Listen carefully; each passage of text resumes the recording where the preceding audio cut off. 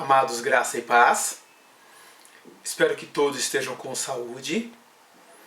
E nós vamos continuar o que nós começamos a semana passada, a falar da atuação do Espírito Santo na vida da igreja. Na vida da igreja, desde o lado do Pentecostes em diante. Nós falamos domingo passado até o Pentecostes. Hoje nós vamos falar do Pentecostes em diante. Então, continuamos na dinâmica do Espírito Santo depois do Pentecostes. Hoje nós temos que entender que depois do Pentecostes, o Espírito Santo veio permanecer com a igreja na vida do crente. Faz toda a diferença, tá? Nós precisamos assegurar-se que essa nova era de poder foi um grande marco na vida do cristianismo. E o mais importante, orar e depender de Deus, buscando o enchimento do Espírito Santo para uma vida cristã vitoriosa. Quando Jesus foi elevado às alturas, lá em Atos 1:9, tá? Um pouco antes, ele deu aquela mensagem com força de promessa, tá? E já preparando eles para o que haveria de vir. Lembram? Atos 1:8. Mas recebereis poder ao descer sobre vós o Espírito Santo, e ser-me-eis, ou serão, tá? Ou sereis, minhas testemunhas, tanto em Jerusalém como em toda a Judéia, Samaria e até os confins da terra. Esse minhas testemunhas, tá? Que é traduzido como testemunha, no original é martíria. O pastor também já falou bastante sobre isso. É martíria, ou seja, vocês serão os meus mártires, tá? Vão viver a vida que eu vivi. Mas a parte mais interessante de tudo isso aí, tá? Para ser isso aí, para ser testemunha, para ser mártir no lugar de Jesus, tá? E era necessário que eles fossem batizados. Batizados, tá? Essa palavra batizado, sereis batizados ali nesse trecho, tá? Vem da origem baptizou, do grego baptizou. Baptizou é imerso, é mergulhado dentro, é completamente tomado, completamente envolvido. É essa ideia. É essa ideia que eles têm com relação ao Espírito Santo. O Espírito Santo ia envolvê-los completamente, ia tomá-los completamente. É essa ideia. E dentro disso, tá? Acontece o quê? O dia de Pentecostes. O dia de Pentecostes, nós marcamos como o dia do Pentecostes, né? Mas na verdade ali foi onde marcou o início, tá? Do novo tempo, do relacionamento de Deus com o homem. Até então, o Espírito Santo vinha sobre alguém por um período. Depois acompanha o ministério de Jesus. Agora, quando Jesus é assunto aos céus, inicia o que o apóstolo Paulo chama lá em 2 Coríntios 3:8, ministério do Espírito Santo. A atuação do Espírito Santo junto com a igreja. Isso vem confirmar que Jesus já está sentado à direita do Pai. Tá? Mas de onde vem essa palavra Pentecostes? Pentecostes, tá? Lembra só para você lembrar, tinha uma festa das semanas. 7 semanas depois da colheita. 7 vezes 7, 49. Para quem tem dificuldade, aí para você que entende geografia, sabe que 7 vezes 7 é 49. E para quem entende história, mais 50. Você não vai ter dificuldade no Enem com isso. História, matemática e geografia. 7 vezes 7, ou seja, as 7 semanas depois do início da colheita, no primeiro dia depois dessas 7 semanas, somam-se 50 dias, 50, você lembra de Penta, tá? E é por isso o nome, a festa era da festa das semanas ou a festa do Pentecostes. Por isso, estavam todos ali reunidos. Estava acontecendo uma festa em Jerusalém. E quando está acontecendo essa festa, é que começa a acontecer uma série de coisas. Lógico, acontece ali, Deus tinha seus propósitos, seus planos.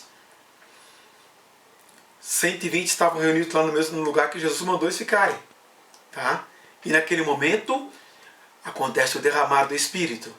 E quando acontece o derramar do Espírito, aqueles homens passam a ser novas criaturas. O derramar do Espírito, o resultado do Pentecostes, é um novo homem. É por isso que Paulo escreve lá em Gálatas 2:20, já estou crucificado com Cristo, e vivo não mais eu, mas Cristo vive em mim. É uma nova criatura. Tá? Ele começa a ter uma nova vida. Uma vida espiritual, agora controlada, totalmente envolvida e dirigida pelo Espírito Santo. E é por isso que uma nova coragem. Mas tudo isso aconteceu para que se cumprisse as Escrituras, e da Escritura dos profetas. Em todos os discípulos abandonaram e fugiram. Naquela ocasião, entendeu? Quando foram prender Jesus, o que os caras fizeram? Todo mundo ali fugiu, vazaram, né? Inclusive depois tem aquelas cenas que são horrorosas, né? Escuta, mas você não estava com ele? Não conheço ele não, nunca ouvi falar. Mas Deus, a atuação do Espírito Santo, dá a eles uma nova capacitação. Mas recebereis poder ao descer sobre vós o Espírito Santo. E vocês vão ser as minhas testemunhas, tanto em Jerusalém, como em toda a Judéia, Samaria e até os confins da terra. E aí que eles começam a ter uma nova compreensão. Uma nova compreensão, tá? É quando tem aquele momento que Jesus fala assim, olha, eu tenho muito para dizer para vocês. Tá? Em João 16:13. Mas vocês não podem suportar agora. Mas quando o Espírito vier, da verdade vier, ele os guiará a toda a verdade. Não falará de si mesmo, falará apenas o que ouvir e lhes anunciará o que está por vir. Eles começam a entender e relacionar as coisas que tinham das Escrituras com Jesus e não só isso, anunciar também. Por isso ele recebe uma nova mensagem. As boas novas do Evangelho. Olha, o Messias que estava prometido, ele veio. Romanos 1,16. Não me envergonho do Evangelho, porque é o poder de Deus para a salvação de todo aquele que crê. Primeiro do judeu, depois do grego. Uma nova mensagem. As boas novas. E eles não se envergonham disso. Porque eles começam a entender que isso tem tudo a ver com Deus. A atuação do Espírito Santo, o resultado do Pentecoste na vida deles, lhes dá coragem para anunciar. E não só anunciam. Tem o discurso ali de Pedro, os 3.000 se convertem. Depois que aqueles 3.000 se convertem, gente, é maravilhoso. Aí o Espírito Santo começa a fazer o quê? Reunir pessoas. Atos capítulo 2, versículo 5 até o versículo 11. Esse eu gostaria de ler para vocês. Havia em Jerusalém judeus, tementes a Deus, vindo de todas as nações do mundo. Ouvindo este som, ajuntou-se uma multidão que ficou perplexa, pois cada um os ouvia falar em sua própria língua. Então, como os ouvimos, cada um de nós, em nossa própria língua materna. Pátrios, medos, elemitas, habitantes da Mesopotâmia, Judéia e Capadócia, pontos da província da Ásia, Frígia, Panfilha, Egito e das partes da Líbia, próximas a Cirene, visitantes vindos de Roma, tanto judeus como convertidos ao judaísmo, cretenses e árabes, nós os ouvimos declarar as maravilhas de Deus em nossa própria língua. Lembra que estava tendo a festa? Gente de tudo quanto era lugar ouviram na sua própria língua. Dom de língua. Dom de língua. Tinha um propósito? Tinha um propósito. Específico? Muito específico. Ai, Betão, você é contra o dom de língua? Não, não sou contra o dom de língua de maneira alguma. Tá? Quando você lê a carta de Coríntios, isso é muito claro. É dom do Espírito Santo, como profecia, como cura, como mestre, como ensino. Nós vamos falar depois dos dons lá na frente, a gente vai estar abordando isso com mais propriedade. Mas ali, manifestação do Espírito, e eles ouviram na sua própria língua. O Espírito os reuniu ali. E o Espírito falou com eles na sua própria língua. E eles começaram a entender. E deu uma nova mensagem. A mensagem? Então Pedro se levantou com os 11 em voz alta, dirigiu-se à multidão: homens da Judéia, todos que vivem em Jerusalém, deixe-me explicar-lhes isso. Ouçam com atenção. Esses homens não estão bêbados, não. Como vocês supõem, ainda são 9 da manhã. Pelo contrário, isso é o que foi dito pelo profeta Joel. Nos últimos dias, diz Deus, derramarei do meu espírito sobre todos os povos, e seus filhos e suas filhas profetizarão, os jovens terão visões e os velhos terão sonhos. Sobre os meus servos e as minhas servas derramarei o meu espírito naqueles dias, e eles profetizarão. Mostrarei maravilhas em cima no céu e sinais embaixo na terra: sangue, fogo e nuvens de fumaça. O sol se tornar em trevas e a lua é sangue, antes que venha o grande e glorioso dia do Senhor. E todo aquele que invocar o nome do Senhor será salvo. Israelitas, ouçam essas palavras. Jesus de Nazaré foi aprovado por Deus diante de vocês por meio de milagres, maravilhas, sinais que Deus fez entre vocês, por intermédio dele, como vocês mesmos sabem. Este homem lhes foi entregue por propósito determinado e pré-conhecimento de Deus, e vocês, com a ajuda de homens perversos, o mataram. Pregaram-o na cruz. Mas Deus o ressuscitou dos mortos, rompendo os laços da morte, porque era impossível que a morte o retivesse. A respeito dele, disse Davi: eu sempre vi o Senhor diante de mim, porque ele está à minha direita, não serei abalado. Pois por isso o meu coração está alegre e a minha língua exulta. O meu corpo também repousará em esperança, porque tu não me abandonarás no sepulcro, nem permitirás que o teu santo sofra decomposição. Tu me fizeste conhecer os caminhos da vida e me encherás de alegria na tua presença. E ele fala assim: irmãos, posso dizer com franqueza que o patriarca Davi morreu e foi sepultado, e o seu túmulo está entre nós até o dia de hoje. Mas ele era profeta e sabia que Deus lhe prometera sob juramento que colocaria um dos seus descendentes em seu trono. Prevendo isso, falou da ressurreição de Cristo, que não foi abandonado no sepulcro, cujo corpo não sofreu decomposição. Deus ressuscitou esse Jesus e todos nós somos testemunha deste fato. Exaltado à direita de Deus, ele recebeu do Pai o Espírito Santo prometido e derramou o que vocês agora veem e ouvem. Pois Davi não subiu ao céu, mas ele mesmo declarou: o Senhor disse ao meu Senhor: senta-te à direita até que eu ponha os teus inimigos como estrado para os teus pés. Portanto, que todo Israel fique certo disso. Este Jesus, a quem vocês crucificaram, Deus o fez Senhor e Cristo. Uau! E o que acontece? E o que acontece depois de um discurso desse? O Espírito Santo convence do pecado. O Espírito Santo entra, toca no coração daqueles homens, naquele momento. E olha o que diz lá em Atos, ainda no capítulo 2, versículo 37 até o 41. Quando ouviram isso, os seus corações ficaram aflitos, e eles perguntaram a Pedro e aos outros apóstolos: irmãos, o que faremos? Pedro respondeu: arrependam-se cada um de vocês, seja batizado em nome de Jesus Cristo para perdão dos seus pecados, e receberão o dom do Espírito Santo.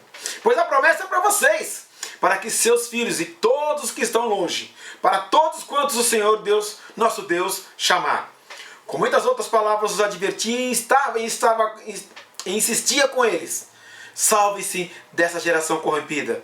E os que aceitaram a mensagem foram batizados, e naquele dia houve um acréscimo de cerca de 3.000 pessoas. 120 tiveram aquela experiência. Daquela experiência eles saíram e foram lá para toda a comunidade. E no meio da comunidade anunciaram, e Deus fez uma colheita maravilhosa. 3.000, pode dizer aleluia. E Deus fez uma colheita maravilhosa. 3.000. E desses 3.000, o Evangelho chegou até a gente. Ele forma ali, então, uma nova comunidade. Atos 2, 42 até o 47, Eles se dedicavam ao ensino dos apóstolos e à comunhão, o partir do pão e as orações. Todos estavam cheios de temor e muitas maravilhas e sinais eram feitos pelos apóstolos. Todos os que criam mantinham-se unidos e tinham tudo em comum. Vendendo suas propriedades e bens, distribuíam a cada um conforme a sua necessidade. Todos os dias continuavam a reunir-se no pátio do templo. Partiam o pão em suas casas e junto participavam das refeições, com alegria e sinceridade de coração. E é maravilhoso que ele complementa, louvando a Deus e tendo a simpatia de todo o povo, e o Senhor lhes acrescentava todos os dias os que iam sendo salvos. Ele não só fez isso, não só uma nova comunidade, mas ele também, olha só o que diz lá no versículo no 47, louvando a Deus e tendo a simpatia de todo o povo. E o Senhor lhes acrescentava todos os dias os que iam sendo salvos, ou em outras traduções, o que se haviam de salvar. Deus faz uma obra maravilhosa aí. Esse grande movimento começa a história da chamada igreja primitiva. E na verdade, para mim, é a igreja verdadeira. E a igreja, lógico, nós perdemos muito. De lá para cá, a igreja perdeu muito. Distanciou-se muito disso. E essa igreja pós-moderna tem uma dificuldade danada, inclusive agora, até de se abraçar está proibido, está complicado. A coisa está muito complicada. Nós vamos voltar a se abraçar, nós vamos voltar a se cumprimentar, nós vamos voltar a ter comunhão. Mas agora, gente, diante de uma visão como essa, não pode ser mais do mesmo jeito. Vai ser muito bom voltar a ser igreja como a igreja tem que ser. E uma igreja nesse molde, nesse modelo. E ainda o Espírito Santo continua. O desenvolvimento da igreja, depois da unção de Pentecostes, ele levanta líderes espirituais nas igrejas. Tá? Pedro, os diáconos, Estevão, Paulo, Barnabé, líderes espirituais. E o pessoal fala assim, então são os líderes da igreja. Não. A igreja toda. Levantou você. Sim, você é líder espiritual. Ele nos fez reis e sacerdotes, lembra disso? Diante de uma sociedade corrupta e perversa, de um mundo sem Deus, você é líder. Um líder espiritual. Você já tem o Espírito Santo em você. Você já foi selado com o Espírito Santo da promessa. É líder. Mas a igreja todos são líderes? Todos são líderes. Porque aos pés da cruz ali é plano, todos somos iguais. A gente é que costuma colocar título e rótulo, tá? Dando aos crentes coragem para testemunhar, apesar das circunstâncias adversas. Apesar das circunstâncias adversas. Lembra? Então, lá em Atos capítulo 4, versículo 8 até o versículo 13. Então Pedro, cheio do Espírito Santo, disse: autoridades e líderes do povo, visto que hoje somos chamados para prestar contas de um ato de bondade em favor de um aleijado, sendo interrogados acerca de como ele foi curado, saibam os senhores e todo o povo de Israel, que por meio de Jesus Cristo, o Nazareno, a quem os senhores crucificaram, mas a quem Deus ressuscitou dos mortos, esse homem está aí curado diante dos senhores. Este Jesus é a pedra que vocês, construtores, rejeitaram e que se tornou pedra angular. Não há salvação em nenhum outro, pois debaixo do céu não há outro nome dado aos homens pelo qual podemos ser salvos. Vendo a coragem de Pedro e de João e percebendo que eram homens comuns, sem instrução, ficaram admirados e reconheceram que eles haviam estado com Jesus. Mal eles sabiam que, na verdade, eles ainda estavam com Jesus, porque o Espírito Santo já estava com eles. Eles não tinham entendido isso, não tinham esse entendimento. Mas olha a ousadia que esses homens tiveram. E a coragem que tiveram. Por quê? Qual foi a situação? Tinha lá um aleijado na porta do templo. Pediram dinheiro, pediram esmola, pediu esmola para quem? Aí pediu esmola para os discípulos, que eles fizeram? Não tenho nem ouro nem prata, mas o que eu tenho eu te dou. Em nome de Jesus, levante e anda. E o aleijado levantou. Então você pode dizer, então ele tinha o dom de cura. Algumas pessoas podem ter o dom de cura. Você sabe que se você tem o dom de cura ou não? Qual é a forma de você saber? Orando pelas pessoas que estão enfermas. Não é um desafio, não estou desafiando, não quero colocar ninguém à prova. Vamos estar falando sobre dons depois. Mas é muito importante que você entenda que, batizado no Espírito Santo, o Espírito Santo está na pessoa. O poder de Deus está na pessoa. E você não pode limitar o poder de Deus. O nosso problema é que foi o que Jesus disse há muito tempo atrás. Errais não conhecendo as Escrituras e nem o poder de Deus.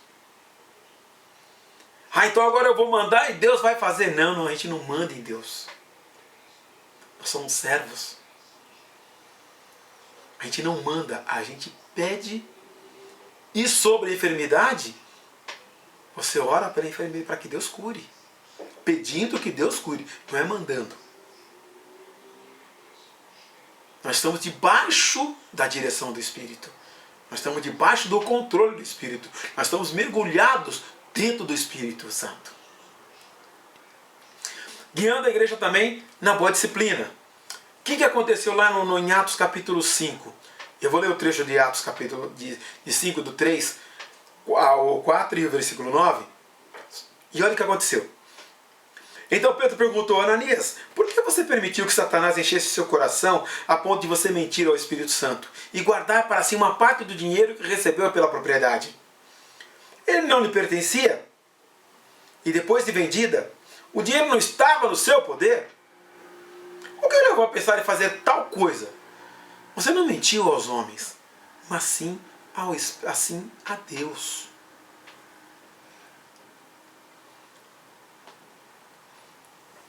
E lá no versículo 4, depois ele falando para Safira, Pedro lhe disse, por que vocês entraram em acordo para tentar o Espírito do Senhor? Veja, estão às portas os pés do que sepultaram o teu marido. Eles levarão você também. E sabe o que aconteceu? Ela caiu morta. Mas espera aí, então esse povo, Deus, o Deus Espírito Santo agindo na terra. Ele pode, é todo esse poder que está em você. É todo esse poder que está no crente. A igreja esqueceu disso. A igreja que não sacou o poder que ela tem. A igreja não entendeu ainda. A igreja pós-moderna distanciou-se disso. A igreja pós-moderna esqueceu muita coisa. Estamos relembrando e estamos tentando aprender. Continuando. Concedendo sabedoria para a boa administração da igreja. Tá? Lá em Atos capítulo 6, versículo 3. Irmãos, escolha entre vocês 7 homens de bom testemunho, cheios do espírito de sabedoria. Passemos a eles essa tarefa. O que aconteceu? Alguns judeus estavam reclamando que algumas viúvas não estavam sendo atendidas. Então, os discípulos ali, os apóstolos ali perceberam essa situação e falaram, o que nós vamos fazer? Se a gente for ficar nesse trabalho, que é o trabalho de assistência social, nós vamos ficar envolvidos nisso e vamos perder tempo, não vamos espalhar a palavra. Então vamos fazer o seguinte, vamos escolher homens cheios do Espírito. Até para fazer a obra de ação social tem que estar cheio do Espírito. E impuseram as mãos sobre esses homens e foram fazer o trabalho que o Márcio está fazendo. Nós temos uma pessoa cheia do Espírito fazendo esse trabalho. E nesse tempo de pandemia é tremendamente necessário. Temos irmãos passando dificuldade, próximos da gente. Temos irmãos que precisam, não só das nossas orações, mas algumas vezes que a gente passe lá para a igreja. Olha, irmãos, do mais vamos trazer aqui um pacotinho de arroz, um pacotinho de feijão, alguma coisa para cesta básica desse povo. Naquela época já existia, já acontecia isso. Só que para a igreja era muito mais tranquilo. E puseram as mãos, oraram em um grupo lá, ficou cuidando disso aí. E os outros saíram para continuar anunciando a palavra. Continuando, fazendo a igreja crescer. Lá em Atos 8:31, tem aquele relato de Felipe quando encontra o eunuco.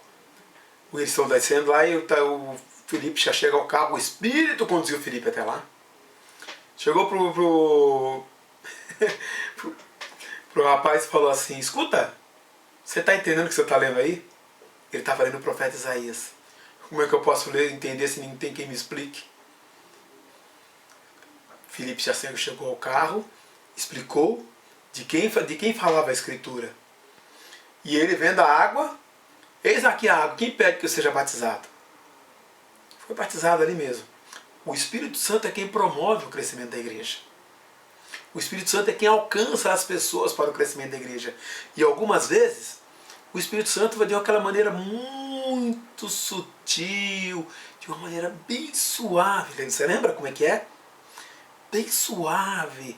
Vai lá! E Deus vai falar com você. Vai lá, fala.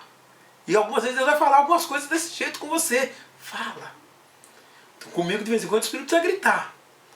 E não é que eu sou meio surdo. Para o Espírito, ele tem que gritar. Às vezes comigo, falar 1, 2, 3, 4. Mas você que é homem de Deus, mulher de Deus, a voz suave do Espírito vai ser o suficiente para você. E você vai saber que você vai ter que, naquele momento, dizer para a pessoa: Deus te ama. Jesus tem um plano maravilhoso para a tua vida. Você já ouviu falar do amor de Deus? Eu queria compartilhar com você 4 coisinhas. Deus te ama, tem um plano maravilhoso para você. Diante da santidade de Deus, da pureza de Deus, não há um justo sequer, todos pecaram, estão separados da glória de Deus. O sangue de Jesus derramado na cruz do Calvário nos purifica de todo pecado. Você precisa abrir o teu coração, aceitar o perdão de Deus e deixar Jesus entrar na tua vida.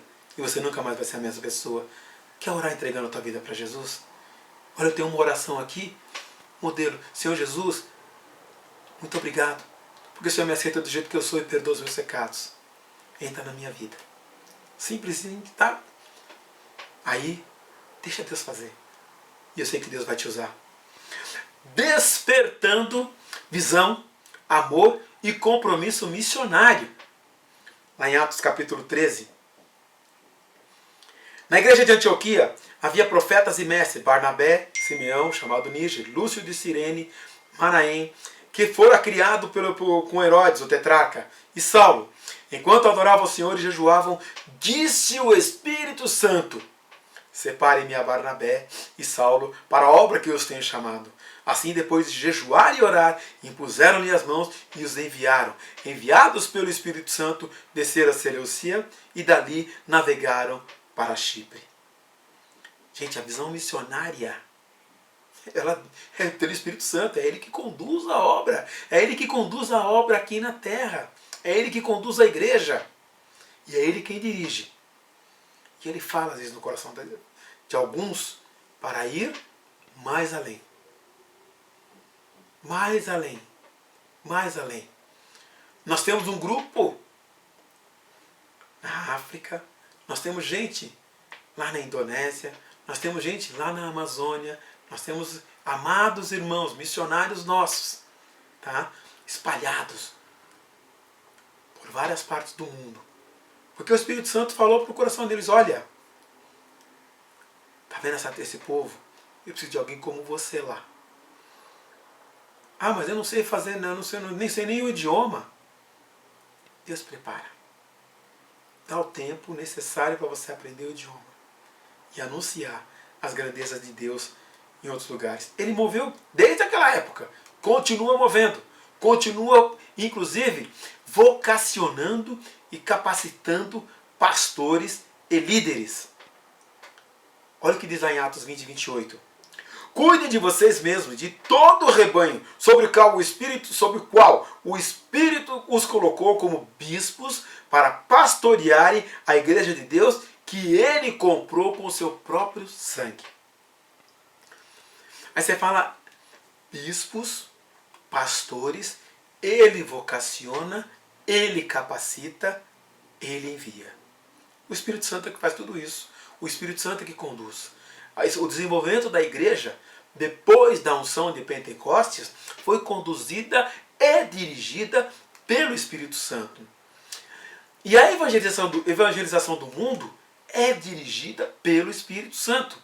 O Espírito Santo dirige os obreiros para onde devem trabalhar. O Espírito Santo também dirige e tem despertado os crentes no cumprimento da grande comissão.